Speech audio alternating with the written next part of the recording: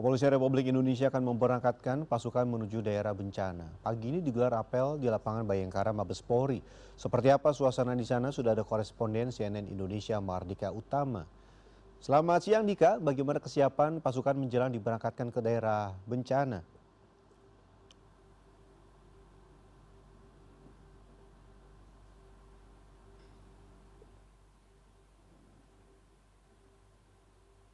Dia memimpin langsung upacara yang berlangsung dan tidak mengecek langsung kesiapan para personel yang akan diberangkatkan.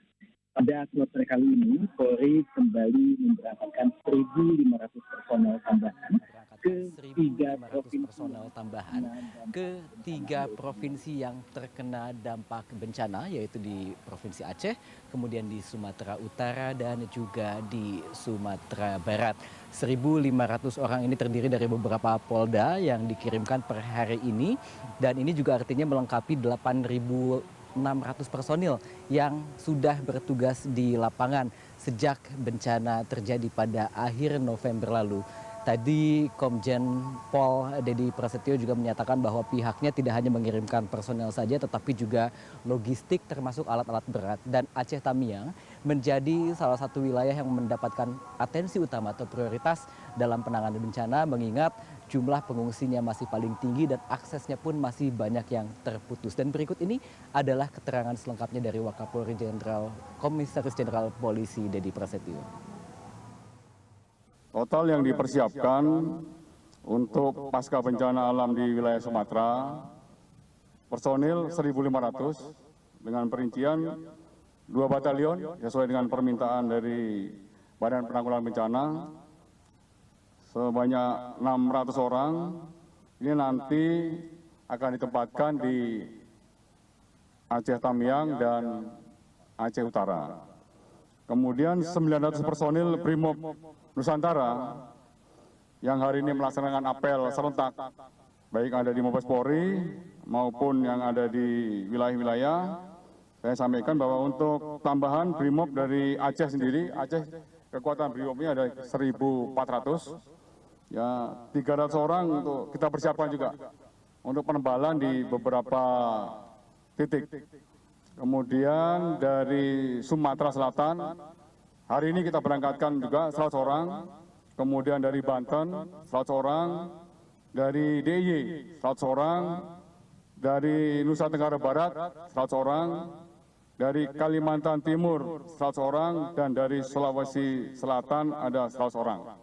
Kita update kembali ada 159,35 ton bantuan yang sudah terdistribusikan ke Aceh, Sumut, dan Sumbar. Ya. Kemudian untuk sarana pendistribusian juga terus akan kita evaluasi.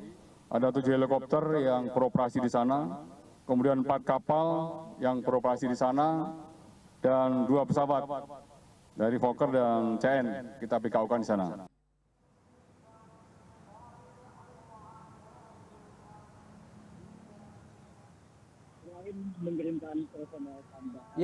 Selain mengirimkan personel tambahan dan juga mendistribusikan bantuan logistik, tadi Wakapolri juga menyatakan bahwa pihaknya saat ini berfokus pada identifikasi jenazah. Untuk itu ada puluhan personel tambahan dari DVI yang dikirimkan ke 3 lokasi bencana atau di Aceh, kemudian di Sumatera Utara dan juga Sumatera Barat, dan membutuhkan waktu 2 minggu sampai 4 minggu untuk proses identifikasi di sana. Dan ini juga menjadi salah satu fokus yang diperintahkan oleh Kapolri. Dan selain itu Kapolri juga memerintahkan agar infrastruktur air bersih juga disiapkan. Saat ini sudah disiapkan beberapa sumur bor, ada 201 sumur bor di Aceh, kemudian ada di Sumatera Barat ada 2 titik dan ada 25 titik di Sumatera Utara. Dan ini juga tentu menjadi salah satu antisipasi agar air bersih bisa segera didapatkan. Dan Beni,